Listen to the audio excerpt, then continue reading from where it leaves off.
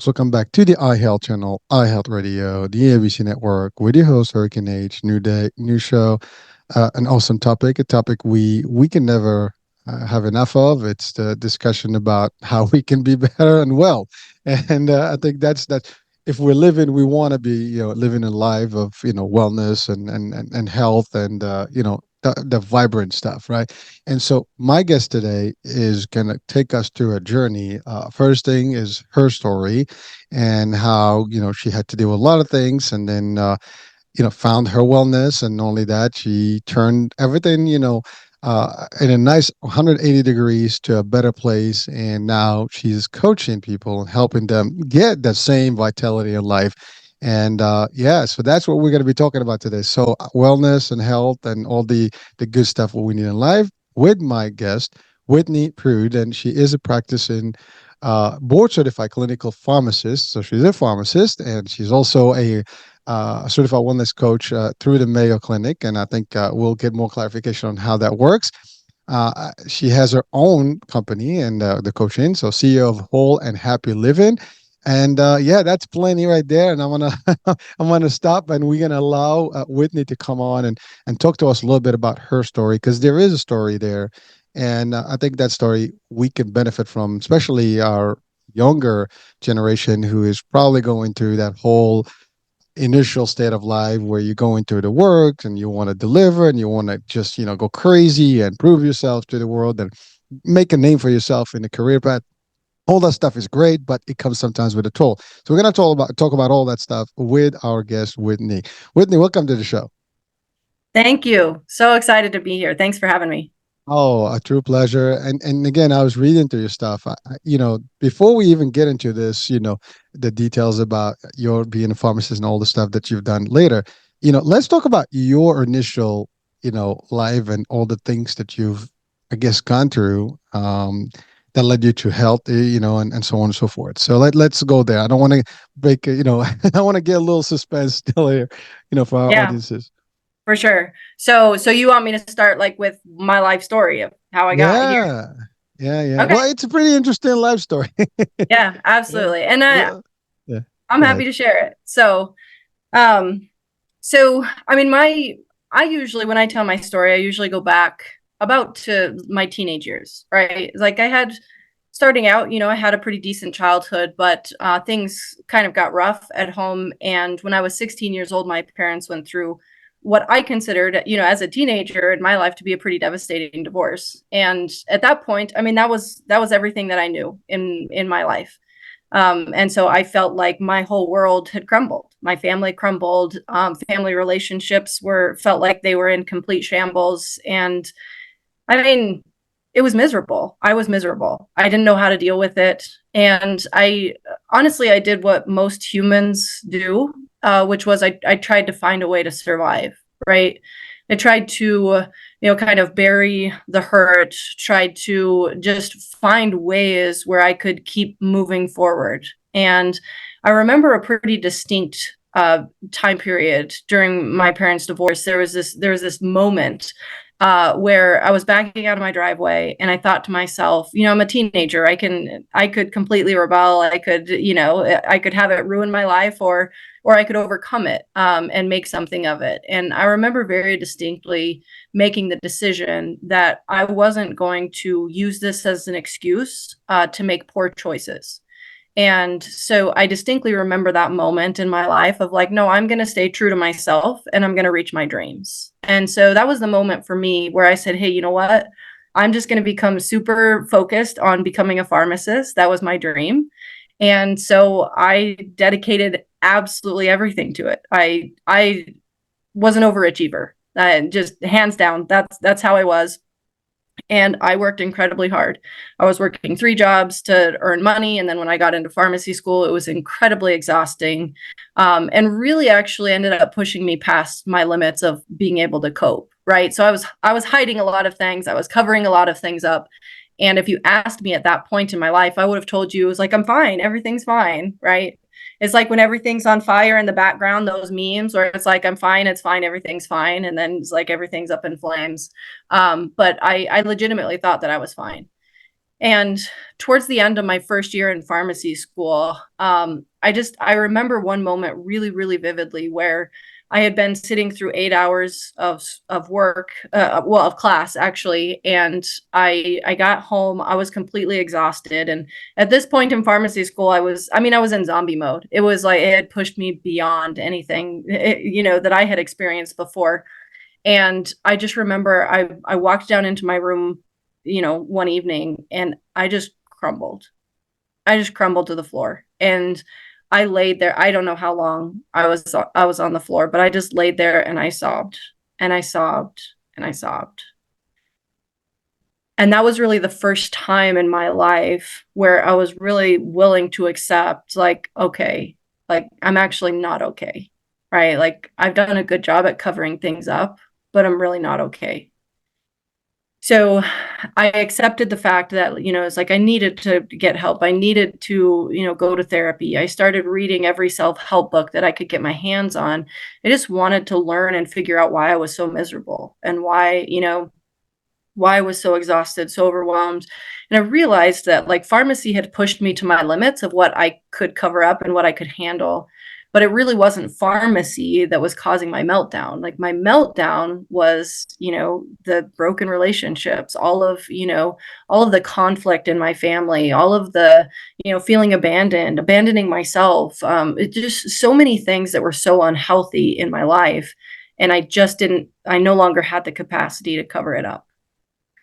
Now, fortunately for me, I was able to get through pharmacy school, right? I survived, and I felt like I really had worked through a lot of things. I felt like, okay, finally, I got my dream job as a pharmacist at the Mayo Clinic, and I was like, hey, I finally, like, I made it, right? Like, I'm here.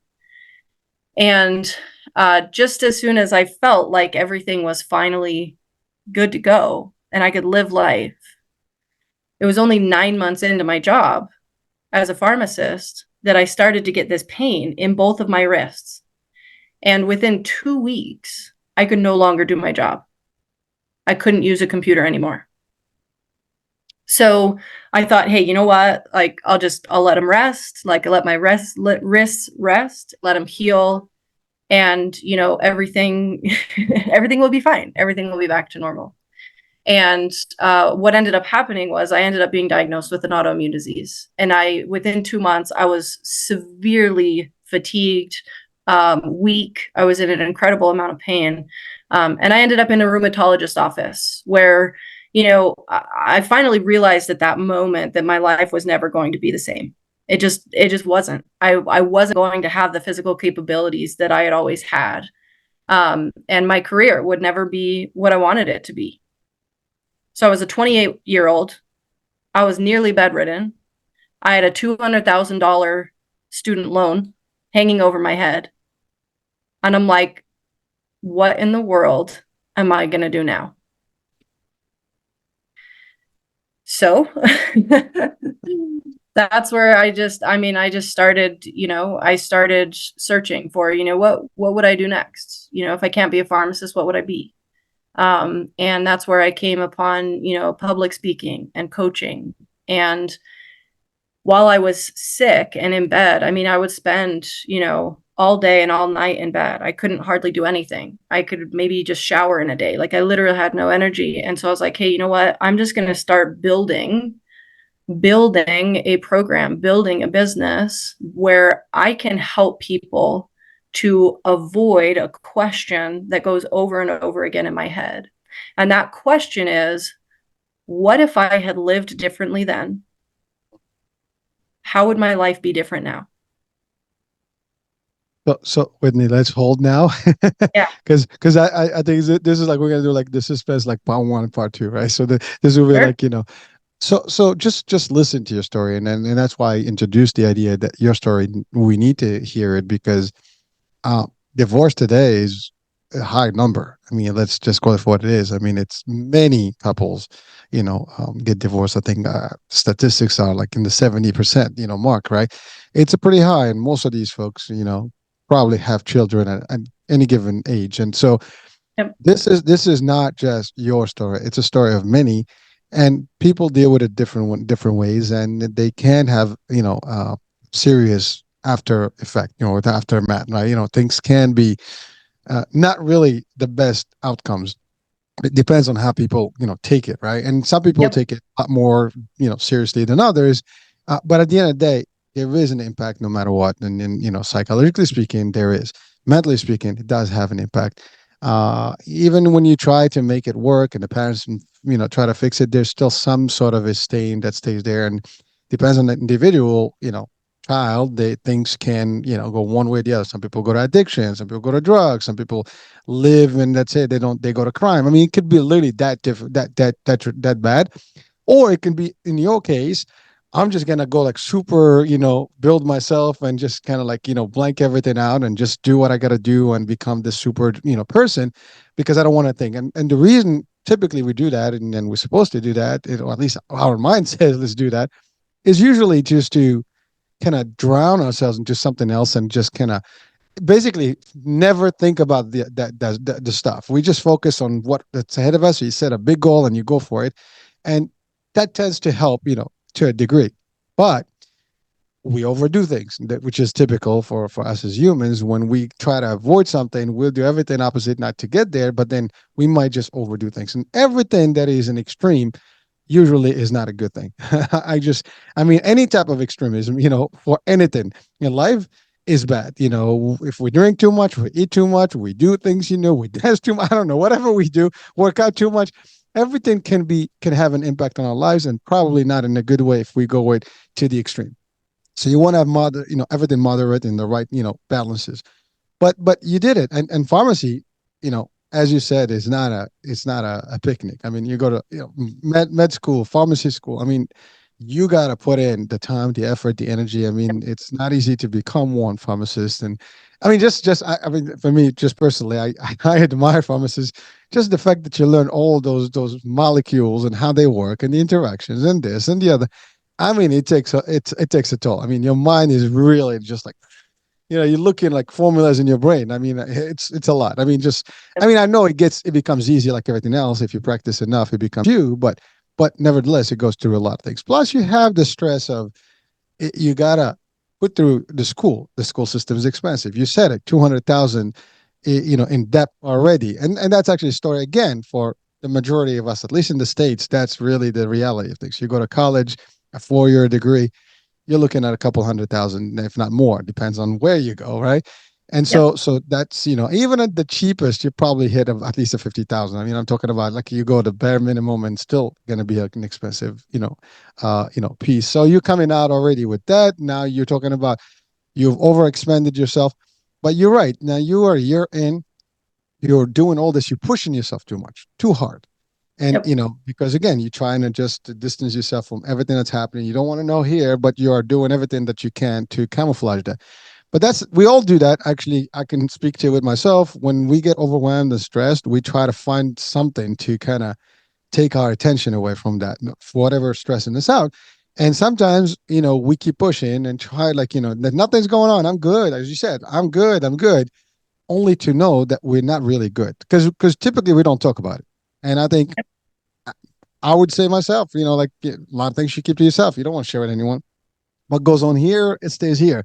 And you're like, I can figure this out. I can figure this out. Now, of course, we have different thresholds. Everybody has a different limit. And at a certain point, again, boiling water, it's kind of bursts out, and you're going to have that degree, where everything goes, to combustion. And that's it. And that's exactly what happens. We just blow a fuse. And now it's bad. And in your case, it was emotional. You had going through this stuff. But you were very clever and smart that you realized, like, you know what? I am not okay. This is not okay. And you decided to take care of yourself by finding a resource, help, and so on and so forth. Unfortunately, a lot of people sometimes they don't do that. They just keep it themselves, and then they find an out that is not necessarily a good out. Drugs. And literally, there's a show that just posted, about suicide, for example, right? People tend to go to that extreme. They're in pain. They just can't deal with it anymore. I mean, as my guest said, they want to stop the pain. And sometimes the only way you think you're going to stop pain is just by ending it all. And so, not a good outcome. And help is always available. The problem, not everybody wants to seek help. Again, it's like, oh, what are people going to think about? We all think about that, right? We all like have this what are people thinking right now? You and I talking. Someone's gonna watch this show like, they're talking, and they're gonna criticize whatever. I mean, it's a cool thing. I mean, people unfortunately have opinions, and they're gonna have opinions for Yep. eternity as long as they exist. But the thing is, we worry too much about that. And as we do, we sometimes prevent ourselves from getting better because we're thinking about the taboos and the stigmas and so on and so forth, which is a bad thing. And we shouldn't. So, again, for audiences, the reason I'm recapping this is because you're not alone in this world that you're going through or you've gone through or you'll be or ever going to go through. There will be people currently and in the future that will be going through the stuff. There are people that have been going through the same stuff.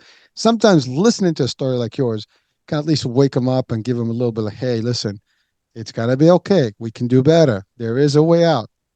I can succeed. There is no reason. And the question where we're going to start our part two is, had I lived my life different? Have I done it differently? Could have been a better, person, a better health, and maybe avoided all this autoimmune, for example, in your case.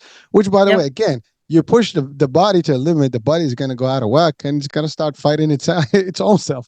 That's in the case what's happening. I mean, autoimmune Right. systems, your system is just like overdrawing on its own, and it's going to like really become bad. And it's going to affect somehow, somewhere, your mind, your physical abilities, and so on and so forth. Now, here you go. You had spent all that money, you put in all this time, and now what? Your career is pretty much a done deal because you can't do the work that you were supposed to be doing. Now, is Yep. that something we want? No, nobody wants that. And that I actually say this to people all the time, including my own family. You know, we all go through things. I've gone through things. I'm going through things. Anytime there's always something going on in our lives, right? But I always say this: how good and what good will I do if something happens to me? If I drive myself nuts about things that I have no control over, and or things that happen beyond my world, my realm, my abilities, my control, well, I'm just going to dwell on things and I'm going to affect myself, and then I'm not going to be good to anyone, to myself and to my family. And that's actually what keeps me always motivated and going no matter what happens in my life. A lot of people think like, dude, you're crazy. I'm not. I'm just a human like everybody else, but I do use this like, and believe it or not, mental health to me is very important, and as it should be for all of us watching and listening right now, right? We, if we take care of this, the body, we got to take just as much, if not more, on our mental state, because that's actually everything else. You drive everything from your mental. If your mental is not in a place, you will affect the body one way or the other, and it could be bad, and it could be sometimes irreversible. We don't want to go there. But so what I do is I always think positive. I try to think that if I can't control it, there's nothing I can do it, and there's always tomorrow, and nobody knows what tomorrow holds. But I want to live to see a better tomorrow. I want to live healthier to be tomorrow. Because if you're not healthy, again, we hear health is wealth. I mean, this is the iHealth channel, iHealth Radio. Your health is everything, folks. If you don't take care of yourself, and yes, you might have people, and even people that care about you, that love you, eventually they're going to get tired of helping you, at a point or another. And you're going to wind up a lot of times by yourself, not in a good place, because they're going to get tired too. Life is going to draw everybody around you, even your kids sometimes will be away from you. There's nothing they can do. Your family, your parents may not always be there for you. So you have to take care of number one. And this is self care, not selfish, concept. Again, we did a show just to differentiate about these things. Being you is okay. Taking care of you is always a good thing for other people. So I wanted just to go through this because I believe that your story can really enlighten some people, and wherever they are, and sometimes even if it's not them, I always say this: if it's not you, there's someone you might know. If you think they're going through tough times, reach out. Maybe there's something going on, and they may not show it. Not everybody. Some of us have very good poker faces, and we can really camouflage the whole thing. And I'm cool, and we show that we're the happiest people. And again, true facts. If you look at the statistics in suicide, the people that are making or like really taking their lives, you can never tell. I mean, there might be signs, but you start looking at the signs way after the fact. When it happens, like, oh, maybe that was it. But for the most part, you're not. I mean, we know actors, that were like the best smiley comedian, laughing people. Robin Williams is a good example. I mean, Yep. who doesn't know him? He was the happiest guy you can watch and enjoy watching. And again, you would think like it would never happen, but it did. But we don't know. People don't know what happened to him or anybody else for that matter. So it is important for us to be just clear that if you're going through something, talk to people, seek help, find out what else is you as a coach. And that's going to take us to the story. The next part of this show is how you were able to manage and switch things around and answer the question that you had for yourself and help now other people find the solution and the answers to it. So now let's talk about that transition. You're in bed, home, basically just not being able to do much. What I like about what you did is not you didn't give up on yourself. See, that's another thing. Never give up. It's a bad situation. What's the deal here? I got to do the best that I can, and you did. So you thought about an alternative. Giving up was not an option because if you did, what would be the outcome? It's just not going to help you, right? So you Right. looked at it like, what can I do? So now let's talk about that. You decided to get that answered and figure out a way to do it for yourself and others. Let's talk Yeah. about through that journey because that's a whole game changer for you. Yeah, absolutely. It is. It was a game changer for me, but wasn't easy. I mean, when you're extremely fatigued, it's almost like a feeling of like when you have a cold and it's on like your absolute worst day. You wake up in the morning and you realize, like, you get out of bed and you're so sick and so fatigued. It's like you just realize then, like, I can't go to work. You have to like lay right back down. Like the extreme fatigue that just never goes away. There's nothing you can do to get it to go away, right? And so, I mean, that's how I felt every minute of every day. And I just, I just slowly started chipping away of like, how do I, like, what are my next steps? How do I start creating something, for my family, for my future? I don't want to be on disability for the rest of my life. I don't want to depend on, whatever. Like, if I can never work as a pharmacist again, and I'm on workers' comp or disability or whatever, like, I didn't want that to be my life. I didn't want to always depend on, is somebody else going to take care of me, or are they going to tell me that I don't have any money this month? Um, and so basically what I did is, I started a business. I started going to Toastmasters. I started really like fine tuning my speaking skills and learning how to be up in front of people. I thought initially, I was like, I want to be a speaker. And then I came across coaching. And the cool thing about that I realized with coaching is, I realized I had been coaching my whole life. I've been coaching friends, family, anyone that I could. I always was helping people with their life and to figure their life out. And I always would tell people, you don't have to be miserable. It doesn't matter what your circumstances are. You do not have to be miserable. There's always a way to find happiness, find fulfillment in every situation. And so I then, so I got into coaching and got my certifications and that sort of thing. And basically what I did at that point is I started to build out this program that took all of I mean, it took my medical knowledge and, it's like my nutrition knowledge, and it took my coaching knowledge and coaching psychology. And then, going to therapy and all of my years of all of the self-help books that I had read, and then the journey that I went on is like my own mental health journey. And I took all of this stuff, all of this knowledge, all of this information, and I put it together into a 16-week program so that I could take people on a journey that took me 7 years. I could take them on that journey in 4 months. And that became my program. And that is whole and happy living. I mean, I just the title of, I mean, I guess the business itself, is so comprehensive. I mean, whole and happy. I mean, you have to have all those things. You got to be whole and live a happier life. I mean, at the end of the day, we live for a period of time. If you spend most of it not happy, I mean, you're just not enjoying this time in this world, right? So, Right. but transit into that is usually a difficult task. And in your world, I mean, business wise, I mean, going through the stuff, you had your career, and I think that's another thing that I didn't touch on, but you had literally landed one of the best roles you can have in the world of pharmacists. I mean, plus the Mayo Clinic. I mean, everybody knows what that is. It's a huge. I mean, I use them as a resource personally, and there's plenty of stuff there and a lot of research and a lot of stuff. And being there, it's like you making a difference as it is. But now all of a sudden, again, the mental toll, just thinking that it's over, I can't do more, this is done for me, it can just be so devastating, right? And by the way, again, that's the other thing. As much as that was your dream, that was your target, that was your goal, and you achieved it, and all this changed, you still use all that knowledge. You figured out a way to take what you could and still make it. I mean, you made what do you call it? One of those ships, like boats, like safety nets, boats, whatever, out of literally a disaster, and made it work as I mean, what do you call it? Lifesavers, whatever those things. Lifeboat, yeah, yeah. Lifeboat, yeah, exactly, lifeboats. And so you turn that into something that can be used, and not only just used, reused, but others as a template.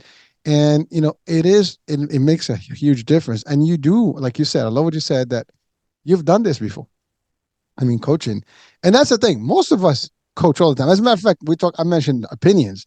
Most of the opinions are always like, hey, well, what, you can't do this, you can't do that. I mean, grab anybody in the street and start having a discussion and tell them you have a situation. Everybody's going to give you an advice, an opinion of some sort.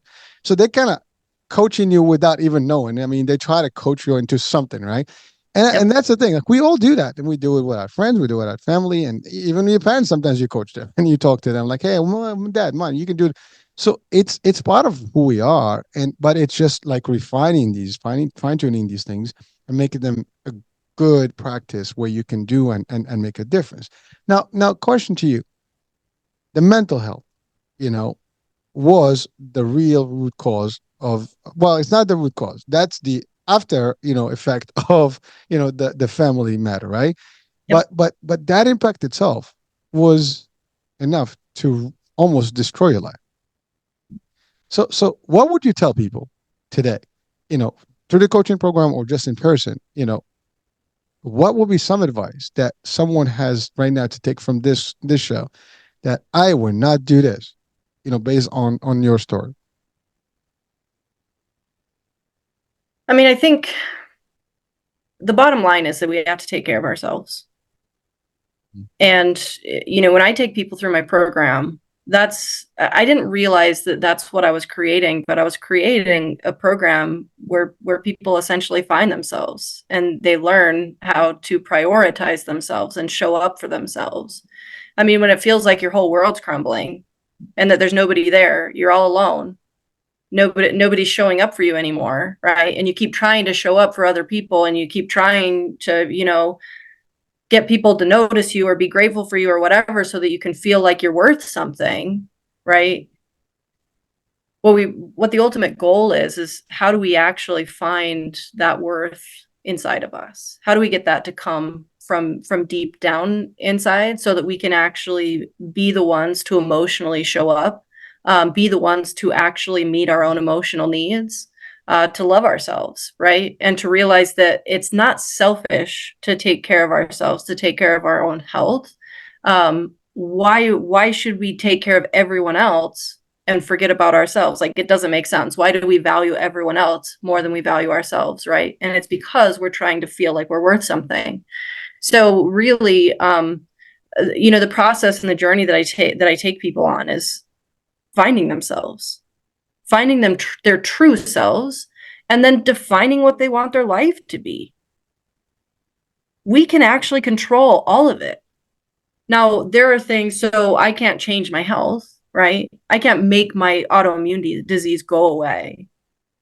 But I'm still in control of the fact that, like, I can create a business, I can create an income, I can be happy, I can find ways, even though I can't walk very far, I can't do any of my hobbies, I'm in a wheelchair a lot of the times, I have a handicap pass, all of those things, right? I can't change those, and I can accept those, right? But there are still a lot of things that are in my control. I can choose to lay in bed and do absolutely nothing with my life and be depressed. I can choose that. And I can also choose to show up for myself and to show up for my family and to make the most of the life that I have. And so, I mean, I think it's pretty cool. Like, genuinely, people that go through challenges and they overcome things, right? And then they push and try to make something of their life. Oftentimes, those are the most inspiring people. They're the people that we look up to. They're the people that are pulling us through, right?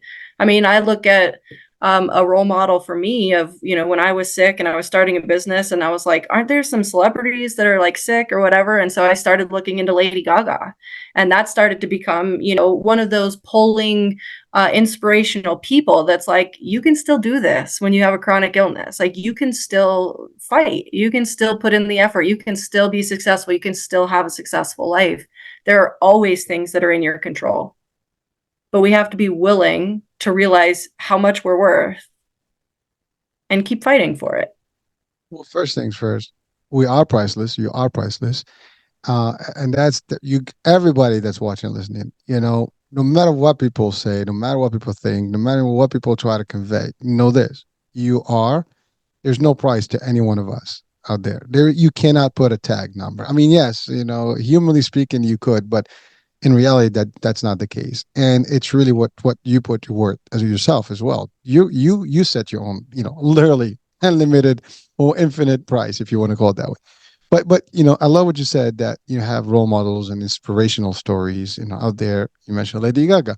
I have to say, you are an inspiration yourself to many, because you said it. You could have chosen the path of, you know, nothing doing, just sitting and relaxing and, just kind of just let life, disappear from your life. Literally, I mean, just kind of like just be not effective for what, for you or anybody else. But he didn't do that. It's the mindset shift. In your case, you chose, no, no, I can do it. And even if you were not sure, you looked at somebody else that is in a similar condition, that is making it through, and therefore you have. If one person can do it, I can do it. And that's another good example for anyone. Just know this: whatever you put in mind in, if someone else is, one person is doing something, there's a good chance you can do it. You can learn. I mean, we cannot, like, you're a pharmacist. Obviously, I'm not a pharmacist, but if I wanted to go to pharmacy and I'm able to actually go to pay for it and stuff, I mean, 4 years later, 5 years later, whatever it takes, I can still do it. I mean, again, there's different limitations sometimes, but the concept is that you can learn some stuff in life any given point. So just don't give up on yourself. That's really, I mean, I love what you said. You don't give up, because that's really where people go to the extreme end, and they collapse, and then, outcomes are not really happy with that. You want to look at it. And listen, even you said, I have a wheelchair, spend most of the time. I can't change my, that's the other thing. You came in terms with the reality of certain things, and you know that those are not controllables, but everything else is. So you kind of basically remove the bad ones out of the way. And I think a lot of people make the mistakes of really, like, that's where the focus is, like all the stuff that I cannot control versus the things that I can control.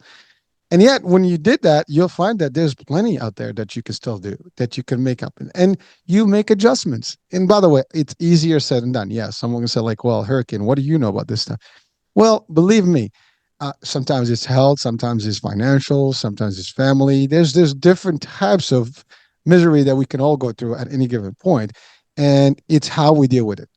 You may not know what I'm going through right now. I may not know anybody that's listening and watching what they're going through, but I can tell you the one thing that is the common denominator for all of us: we're going through something, and there is something bad in our lives at any given moment. It's life is just what it is. It's never going to be peachy, folks. It's never going to be just like a nice, cozy, flat, what do you call it? Like surface of water. It's going to have ripples. It's going to have waves. It's going to have, massive, tsunamis that come through. If you think about just the sea, it can be super calm. I've actually I cruise a lot, and I've seen all the different levels of that sea, where it's literally a mirror, whether it's a little choppy, and where it's really, like, wavy, like, oh my God. And you know what? That's life. We're going to have a little bit of those. And any given moment, things can change. You can be today happy, and tomorrow life is going to throw you some nice little punches. And it's how you're going to deal with them. Do you take the lesson and learn and make, something out of it? I mean, we have that saying, if life throws lemons at you, make lemonade, whatever. Yep. But really, that works. That concept is as simple as that, but it does. I mean, you are not only giving. First of all, I thank you, because you're pumping me literally personally. Because it's amazing to hear that. And that's the other thing. Like, I admire people who actually give the opportunity to share their life stories with the world, because they know that they can make a difference in somebody's life. As you said, someone doesn't have to go 7 years and many years through what you have gone. And that's the other thing. Like, why would someone like? 'Cause there are people that can say, you know what, I went through it, let them burn. I mean, we have there's some level of that mentality, but that doesn't give you the same satisfaction if you say, you know what, I can help someone not go through what I went through because I know how bad it is. And frankly, a lot of people who go through hardship sometimes they do things because they don't want other people to go through the same hardship. It's almost like a reaction to like if only someone told me not to do XYZ, you know, and now it's my turn. Let me tell someone not to do XYZ. Hopefully, I can make some impact, and that's a big difference in how we operate in life. So again, for me, to you, and to the world, thank you for doing the work you do, and for really, yes. By the way, someone said, "Well, you created a business, okay." Well, you got to live somehow. You got to survive. I mean, there's no shame in the game of making money, folks. It's legit. It's a good thing and it's fulfilling because it's not only just generating revenue, it's generating satisfaction. You're helping people. You know, in any business, if you can do these two things, help plenty and get something out of it and help yourself in the same way. I use this in sales trainings all the time. Let's help, how many people I'm going to help today to help me? Because that's, Exactly. if you help people, you're going to help yourself by default. You don't even have to think about it, right? In the business world. But that's the thing. You got to have something of value. And that makes a difference. So thank you for that. So again, by the way, I did not know Lady Gaga had any health issues. So this is news to me. But there you go. So like I would have never thought, you see, that Right. her, specifically her as an example, that's not something I would have thought about. That shows that someone can literally do a good job, and no matter what they're going through, they can still make it happen. And that's awesome. And I love what like you were able to find someone that is literally up there and is doing well for themselves, regardless of their conditions, whatever they may be going through. So thank you. Now, the Mayo Clinic. I just wanted to touch on that. How was that Yep. experience? It was awesome. Honestly. I mean, I only have good things to say. It's an incredible organization and I mean, there's always, it's like you can get a job anywhere and you can always find things to complain about, right? Or you can say, "Oh, it's such a big organization that it's so hard to make changes because it has to go through so many levels." But I mean, the reality is that Mayo has so many resources and they're so focused on taking care of their employees. So I mean, a big thing that I will always be incredibly grateful for is that as I went through, my health issues and had the disability, they never fought anything once. It's like if I needed anything, if I needed accommodations, they would get me whatever I needed. I needed a scooter to get around the hospital. They got me a scooter. They never once, questioned like, was this actually a work injury? Is this an underlying condition? They just took care of me. And it's an incredible institution. There's always things you can find to complain about, but looking at the whole of how they function, how they try to function, how they try to take care of their employees, and just their values, and it's incredible. It really is. Yeah, and again, like I said, I mean, I use them as a resource. I know they're one of the bigger, sought, institutions for like research and all the stuff. And you get a lot of stuff from them, in terms of you Yep. just have to Google things. If you're looking for a disease, an illness, some sort of stuff, there's probably an article that's going to have some value there that you can read. And Yep. so yeah, well, I mean, it's all, but it's beautiful to hear that they took care of you, and they did not dismiss you like you were just, nobody. They really, helped you through the tough times. So you had a health condition, which is difficult. I think you said it's still there, but you've managed through it. So Mhm. what are some of the things that you've done changes in life that helped you a little bit, maneuver better? Because you said you could not even move your hands. I'm sure things have changed since then, but there Yep. are things that you've, modal changed, whether it's physical therapy, whether it's nutrition, all the things that you can, share with us for people. Because again, it may not be applicable to everyone, but the concept of it is always going to be the same. Because I think nutrition and healthy habits and healthy behaviors will always be good for all of us. Yeah, absolutely. So I mean, there are a few things for me, that I've found that have been very helpful. When I first was very, very sick and in a lot of pain, I would get a massage every other week. I just had to for my muscles, and everything was so tight. Now I get one once a month, and that's a non-negotiable. Like I have to have that every month to just be able to keep going and not to have to not have a flare. Another thing for me that's a non-negotiable is I actually have to have 10 hours of sleep in order to not be sick throughout the day. So, yeah, I was working part-time as a pharmacist, and I was working full-time in my business, probably more than full-time in my business, right? It's like I'm working a lot, but it's a non-negotiable, right? 10 hours of sleep. That's it. It's never gets sacrificed. Otherwise, I can't do what I need to do.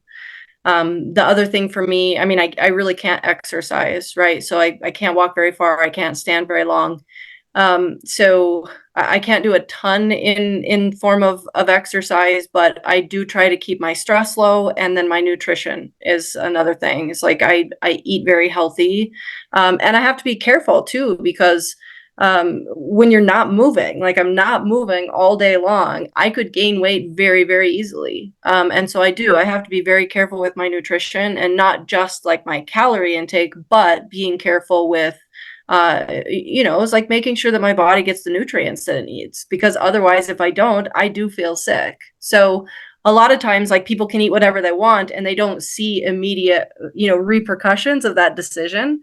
It doesn't work like that for me, right? If I don't sleep, I'm sick. If I don't eat healthy, I'm sick. So it's almost like I don't have a choice. I always have a choice, right? I can be sick or I can take care of myself. And at this point, obviously, I choose to take care of myself so that I can still show up for the things that I want to do. There is the caveat of, like, as I've gotten coaching and stuff to do my business, yeah, other people have grown their businesses much faster than me. I've had to be really patient because I can't do the same things that I could have done before, right? I don't have the same energy. I don't have those same abilities. And so I had to be really, really patient and understanding with myself, of like, hey, yeah, I know that, maybe they're getting there twice as fast as I am. But I just, slow and steady. I just had to be consistent, had to be patient, with myself, with my condition, and just make sure that I'm taking care of me as number one, and trusting that if I give what I can each day, like, it's going to amount to something. Well, thank you. I mean, that's pretty powerful stuff you just covered there because you're right. I mean, you have some choices and you have to be careful on how things, because you're right. You may not operate the same way as everybody else. By the way, like you said, I love what you said. Not everybody may not deal with the same things, and sometimes you may take a different time frame for them to have a reaction for whatever behaviors they have. In your case, you can't afford that. You have to be very, tight with everything, your schedule, the way you do it, and to maintain the vitality, and that's it. Now, so that leads me to one question. Yeah, I know they diagnosed you with autoimmune, but did they tell you, like, is there a specific source, things that actually, I mean, was it just the mental stress, or was there like something else that kind of mutated or made the difference that created this autoimmune? Because I hear this all the time. I got diagnosed with autoimmune, but I never hear like, well, what was the cause for it? Why? Yeah, why exactly? Is that just? I mean, I'm curious because many people, that they're like, I mean, it can happen to any one of us. Basically, that's all there is. And so, Yep. so we need to know, like, what are some of the triggers that potentially we can avoid. And I guess in your coaching, there's some discussion in that, and we can go there as well. Yeah, absolutely. So for me, there's a couple of different components. It is genetic in my family. So my grandma has something very similar to me, a combination of like rheumatoid arthritis and lupus. My aunt has lupus. My cousin has rheumatoid, or has psoriatic arthritis. So it's very there is a genetic component, right? It obviously runs in my family. There is the question though of, if I didn't have all of this mental stress, and if I wasn't overachieving and overdoing it to the extreme, would my body have actually ended up, you know, imploding? Whatever you want to say. Like, would it actually have happened to me? Right. I'll never know the answer to that question. And I try not to dwell on it, right? It doesn't do me a whole lot of good, but I'm sure there was some components, because I know that as I was going through pharmacy school, there were things that I was dealing with, and like things that would come up where it's like, what is actually happening? But the stress was so extreme, that it's like, I know it was taking a toll on my body. Is that what triggered the autoimmune disease, or would it have happened anyways because of my genetics? I'll never know the answer to that question, right? So was it stress? Probably was a component. Is it genetics? Yes, there is a genetic component. So in essence, I mean, the work that you do today is to really prevent any of the triggers and stressors in the first place, Yep, regardless of whether you're predisposed or not. If we can just do some basic things in life, we might be able to cope, through things and have less of, a potential, I guess, flare in this case that can be, absolutely. detrimental. Yeah. Yep. So your program, you said it's a few weeks. How does that work if someone joins the program, and who are the clients? Yeah. So with the program, how it works is it's 16 weeks long. Okay. And there's a couple of different things that I'm really passionate about. A lot of times when people are like, "Hey, I need to improve my health," or like it's like I'm pre-diabetic, or my cholesterol, or my blood pressure is high, all of those things, it's usually because someone's gaining weight, right? So for me, like, I wasn't gaining weight, I ended up with an autoimmune disease, but the principle is the same, right? There are things going on internally, and in due time, it's going to manifest itself somehow in our physical health. Within my program, a lot of what we do is I try to help people to, number one, get the weight off, right? It's like we're going to improve their health significantly if we can get the weight off. But the problem is that most people get stuck in this cycle. A lot of times food is their coping mechanism.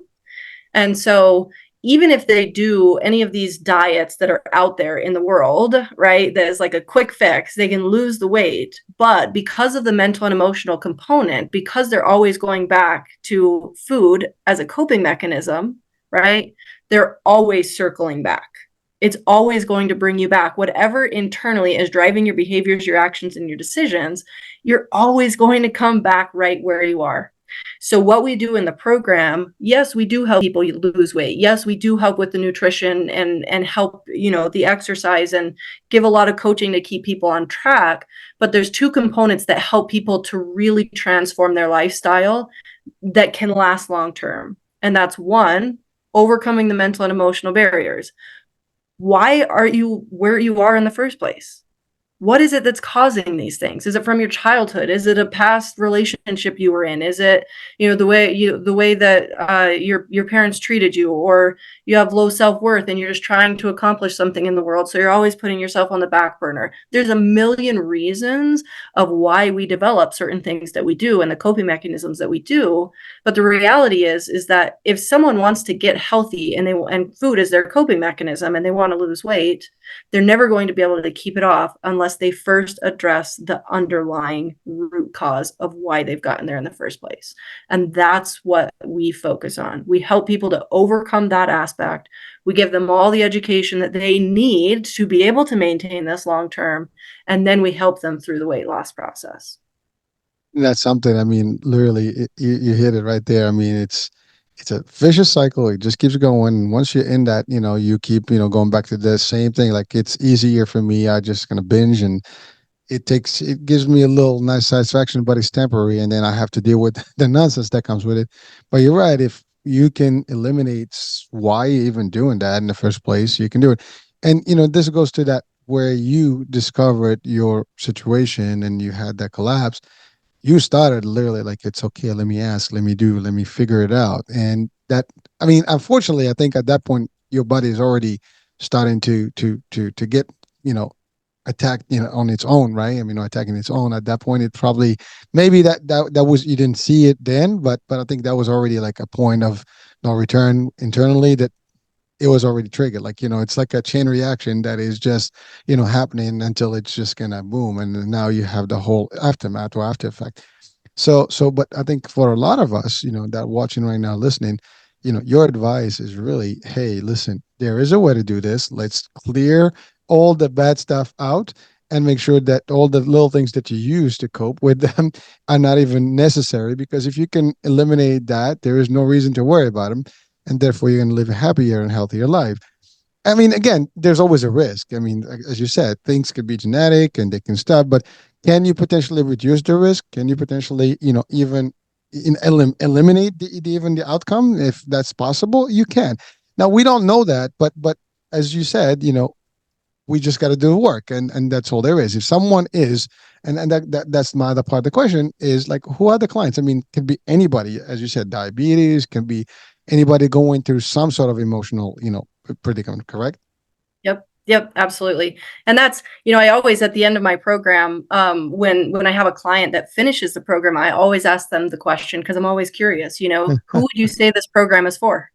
Because I have Ah, my idea of like who I think it's for, and like who I'm trying to bring into the program. But I always ask them, who do you think this program's for, and why? And it's pretty interesting because at the end of the program, their answer, and this is consistently all of the video testimonials I have, the answer is always it's for everyone. I And was gonna say that. and the reality is, it's like whether you have 5 pounds you want to lose or 150 pounds you want to lose, it doesn't that becomes pretty insignificant to people by the end of the program, because once they really get into the mental and emotional stuff, it really starts to become when they start to see the real transformation in their lives, they start to see this burden be lifted off of them. They start to feel so strong internally and they're in control of themselves, their lives, their surroundings, right? The number on the scale all of a sudden becomes pretty insignificant. And so who is the program for? Well, technically it's for everyone. Who are the people that really, really are drawn to my program? A lot of times, it's women, 30s to 50s, right, who are really struggling with weight and are on this kind of yo-yo cycle. And the reason is because they have a lot of the mental and emotional things in the background that have gotten them stuck. And that's why they can't get out. And it's why none of these weight loss options are doing any good, right? Even if someone goes for bypass surgery, right? You can get bypass surgery, but if you don't fix the reason that you're eating so much food, or that you have the habits that you have, eventually you're going to end up right back in the same place, and now you just have mangled your stomach, right? So it really can be for everyone, because that transformation is so valuable, right? But the people that it draws in is usually those women who are cycling and yo-yoing, and just can't get unstuck. And that's what we do. We really help them to get unstuck and find a true, lasting transformational change. Well, thank you. And it's amazing. You mentioned more about the food and the diets, but only you mentioned nutrition only when we talked about your own, thing. But you're right. In general, people do have the food systems, that they use to kind of get rid of, like, listen, you're stressed, you watch Netflix and you just kind of like munch on for hours, and like you're upset, you just start, stuffing food, but you don't care about the quality and the nutrients in there, and that's exactly why you wind up in a very rapid increase of. You're right. You can always get a quick fix for a program that's going to drop your weight, instantly, or at least in no time. Or you can get those, different diets, but they're not consistent. And by the way, I've had so many shows about nutrition. As a matter of fact, there's one that's coming out this week, and it's the same thing. It's, you want to live a consistent, life. If you go up and down, up and down, up and down, especially when it comes to food and diet, and that it's not going to help, anybody. And that's why people really, sometimes you get tired of it, and then that's it, you give up. Again, we get to that point where, like, I'm tired of all this. Whatever happens, happens. But you don't want that. You never want whatever happens, happens to be the answer, because when it gets to the worst scenario, you're going to wish that it didn't happen, and it will be maybe too late at that point, or more difficult to go back. While you Exactly. can, it's like you Yep. got to do it while you can. Yep. Wow. Well, so now, the program isn't extensive. Now, is that a one-on-one? Do you have sessions? How does that work? So my preference is always one-on-one. And the reason being is because we do the mental and emotional piece. So I do have a group option, and we do small groups um to make it more affordable. Like if somebody can't afford it, it's like very tight financially, like I still want to be able to help them. But the reason that I really am very passionate about either doing small groups or doing one-on-one is because with the mental and emotional piece, it takes a bit of work to really dive in and to figure out what is actually the root cause, and how, what do we need to start doing in our lives, and what tools and resources do we need to use to actually be able to overcome these and to work through them. And the mental and emotional journey is tough, right? It's not easy. And sometimes people are too scared to even touch it. They're like, I'm not doing this because I'm not going there. Like, I don't want to know what's inside, right? And to each their own. But that's why we do the one-on-one, is because it really does. It takes a little bit more. We're really digging, and then we're showing up and giving the support that you need to be able to get through that journey. Is that like a 1 hour session type, or how much is each, those sessions? Yeah, so it depends. It can be anywhere from 30 minutes to an hour. And so usually we'll schedule them as 30. They'll go to usually about 45 minutes. If I have time and I'm really digging into someone's situation mentally and emotionally, sometimes those sessions go a little bit longer. So it just kind of depends. But when I am genuine about, giving my clients time, and giving them the help that they need. So I don't get on a call and it's like, well, it's 30 minutes, like, see you later. It's like, if we really need to work on something, then, we're going to Right. work on something. And so, I try to set it up that way so that I have the time to be able to dedicate to my clients and my coaches as well. So, Excellent. So after with the work you do, have you found that there are a specific, sets that are very common across every all cases of the roots? I mean, I'm assuming that as you dig in more, you're going to find that we all have similar reasons why we go through what we go through, especially mentally. yeah. Anything that you want to highlight on that one?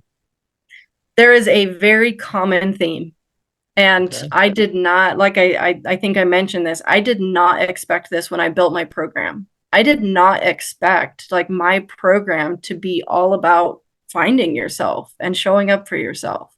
Like, it's truly about building a really deep relationship with yourself internally, to an emotional level, right? That you know how to actually show up for yourself. The common theme of all of the people that I bring into my program is nobody knows how to do it. Everybody's putting themselves on the back burner. We're taking care of everybody else. We're showing up at work. We're overachieving at work. We're trying to please our parents. We're trying to be good enough. We're taking care of our kids. We're doing everything for everybody else. We're super busy, and we're on the back burner. And we've never learned the importance of putting ourselves first. And it's because deep down inside, we've never actually known how to do it. We've never genuinely loved ourselves enough to make ourselves the number one priority. That because we are trained to do that, like to really, I mean, society has taught us that you're supposed to be good for everybody else, right? Yep. And certainly it's frowned upon if you're really just true into yourself. I mean, that's like vanity, you're selfish, you're egoistic. I mean, Yep. and a lot of people don't want to fall into that. So I think, and by the way, you're right. I am a big fan of the idea of taking care of yourself first, because you're not good to anyone if you're bad. If this is damage, you're only, gonna, damage everybody around you, or at least Yep. have an impact that is negative across everyone, whether it's at work and stuff. And I think a lot of you said that everybody's still trying to figure out, or they haven't been able to figure out because we're not looking into it. Because difficult to have the discussion with ourselves. And a matter of fact, the last couple of weeks we had a few shows that touch on this topic, and it's amazing how this thing works. Literally, I swear to God, it's not even planned; it just happens. But it all kind of links the same way somehow. But the fact is, we don't do the self-talk. We don't do the self-motivation. We don't look at what is working here. How can I improve here? You look at everybody else, and you're right. We want to achieve things, but on the depends of who and what. Usually it's your health, your mental health more, and sometimes even physical. Yep. A good example is work. And I've stated this a couple of times. Listen, I put in 30 years in corporate. And, as much as I did it because that was my dream, my goal. I wanted to achieve and show that I can do it and, prove to, like there was a dream of my mom that for me to make it to a certain level in corporate. But Yep. I've done all that, but there's a satisfaction to that. But then only to realize that no matter what you do for anybody out there, okay, there will be a time where we will part. And that's all there is. It's life. Yep. Work, even individuals. I mean, even if you're married, eventually there's a day, if you live long enough, that the two of you are gonna be apart by that, right? Yep. Kids eventually gonna go and move on with their lives. Life is gonna continue. The problem is a lot of us get stuck in the cycle. We got time. We got time, and we're gonna do more later when I get a little older. And again, we don't have guarantees that we're going to get older too. And if we get older, are we going to be able to do things the way we are supposed to do them at that age? It's not, there's no guarantee. You did not think that this would have ever happened. No one Nope. can ever dream because we don't know the future, right? And we hope for a better future. But our decisions today can, determine how that future is going to look like somehow. We don't know Yep. what it is, but we will literally, cause, an effect concept, in there because whatever we build today can be, a bad thing for us or a good thing for us. But you're right. A lot of us may not take the time to take care of this. Good example. I mean, I know people that don't travel. They don't do anything. They just work, work, work, work, work, work, work, work. I mean, Yep. like you cannot. We need to decompress. We need to take time for ourselves. We need to do the outings. We need to do certain things because that's how you kind of get a better life. Now, this show is worldwide, so all cultures are different. We have some common themes, but cultures are, vary from one to the other. In the Western world, specifically in the US, we have this like high pace. As a matter of fact, the story about hurricane is that I come from, an environment in New York City of work ethics. And so I worked in Pennsylvania and the flow was a little less. So when I used to come into the room, they're like, oh my God, here comes Hurricane H. So that's kind of like the story. But really, we used to a higher pace and faster pace. Yep. And I mean, I compare New York to Pennsylvania, but now you go to a different country, that paces are way different. I mean, the scale is different. You go to Europe, people take the time. They got a couple hours during the day. They got more vacation time. They take the siesta. They do things. They hang out. We don't have that. We eat on the go. We eat junk. We don't have time to go to the gym. We don't have time to do this. We do this. Education is rough because now you're paying for this education that is expensive and you got to make, you can't fail. All Yep. these things are just meant to actually destroy us slowly but surely. And some of us don't make it to a better place because we destroy ourselves literally. I mean, it's like having a car that you are literally, I mean, this body is just a machine that's operating and you beat it early on, it's over. You're not gonna last with this body long enough. We need to do better than that. So thank you for sharing that as for our audiences because I think anyone that's watching and listening, doesn't matter what part of the world, we have to be able to relate to this discussion because it is real. We need to take care of ourselves while be with the hope that we can do better for the others. I mean that old mask thing in the plane does apply. You Yep. can't help no one unless you got oxygen to yourself, right? So Absolutely. wow, that is interesting because your answer is really the key to everybody's health and well-being is Yep. really take care of yourself. 100%. And you think, it's as simple as that. And people are like, I can't do Well, it. simple things sometimes are more difficult to come, about in our minds, right? We can't handle them sometimes. It's amazing. They work. Yeah. Yeah. So thank you so much, Whitney. I mean, this your story, and you truly, again, I meant it when I said it. You're an inspiration, and you're giving hope to a lot of people, and definitely, I hope that people can reach out to you because first of all, you can relate to this whole thing yourself because you've gone through difficult times, years and years, and you can help people really not even get through that. If you feel that you have some problems and you're not sure, you do reach out. Whitney can assist. Reach out to her. You can have a whole happy living, style as easy as 16 weeks. if you apply, of course. And that's the other thing. Now, do you believe that people have to have the will to make a difference? Because if they don't have that, or the drive, it's not going to work. Yep. You got to want it. You got to want it.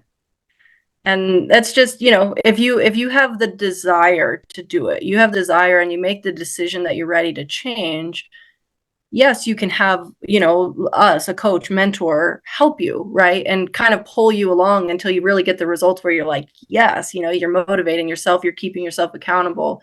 But you do have to make that first decision of like, you know what, I'm ready. I'm ready to change. I'm ready to do this. It's amazing because again, I've had many, many, many shows, different level topics, whatever, but they all have one thing that comes again and again and again, which is, having a mentor and a coach in life. Yep. Even the best people, they do have mentors and coaches that guide them. So we all have our own abilities, but sometimes you need someone to bounce off to get some stuff. And that is not a bad thing. I have people that I reach out to. You are, a resource, and many other people have resources. But don't think that you're alone in this world. And that's the other thing. There are friends that can help. There are people, there's, specialists, and experts that can do this, but just don't be alone. I think that's the problem. And people just think that I got this. And I'm not sure if we all got this. Yeah, exactly. All right. Well, Whitney, we've covered quite a bit of ground. We exceeded an hour. Is there anything that you want to just leave our audiences with, like, as a final message to our folks watching and listening right now? I mean, I guess my final message to people is just a message of encouragement. It's not easy to change. And there's always going to be challenges in life. There's always going to be setbacks. It's always going to feel like, now's not the right time. I don't have the time to take care of myself right now. And the reality is I'm sure you've heard it all the time, is that we make time. And it is true, right? I always, I'll always have people, and in my program, I have my clients write out their priorities. What are your priorities, number 1 to 5, right? And they'll write out their priorities and then realize that they're never on the list. And so what I would encourage anyone listening today, I would encourage you to write out your priorities, number 1 to 5, but you are number 1. You and your health are number 1, and then you filter everything else in. And if you can make yourself a priority, take care of your health, you're going to have the energy and the stamina and the ability to show up so much better for everything else in your life. It is possible, and you deserve it. You are important, and you should be number 1. Now, when you said that about everybody writing their priorities, I had to think about that for a minute. Yeah. Really, you made me think. I mean, it's as crazy as it sounds. Like you don't think about it, like in that order. Like you think time, I want to do this. I've my business, my health, but you don't structure it like me first. And that's amazing. Like you don't think about it, but it's a simple thing. And thank you. That's a great exercise. If you're watching and listening, doesn't matter when you get this show, just write it down. Like my priorities are now. Maybe do it before you hear the last part, but that's okay if you can write you as being the number 1, that's really goal number 1 achieved. And now you just have to figure out the 4, Yep. and really that's all there is. Wow, so that's pretty powerful. Thank you so much. That's actually, I love that. That's an easy way to think about things and just kind of put them in perspective. And that's the other thing. Like if you don't see it, sometimes it's not there. But if you write it down, then now you're accountable to those things. Yep. 100%. It's the first step. Well, listen, thank you so much. First of all, thank you for taking the time. I know your time is valuable and you need to have the energy and all the stuff. So being on this show with us is really taking the toll, and and I appreciate your time and your health and everything that you're doing out there. And like I said, you are an inspiration to me personally and to everybody that's watching and listening to this particular show. Keep up the great work, and certainly we'll have folks connect with you through your site. And if I'm not mistaken, learn my whole and happylife.com, right? That's the site. All right, so we'll have the link there, and that's about it. Folks, hope you enjoyed our discussion today. Our guest, plenty of good stuff that we've gotten today, and definitely do it right by you. That's all there is. I'm your host, Hurricane H. We'll be talking soon. New day, new show, new topic. Bye for now.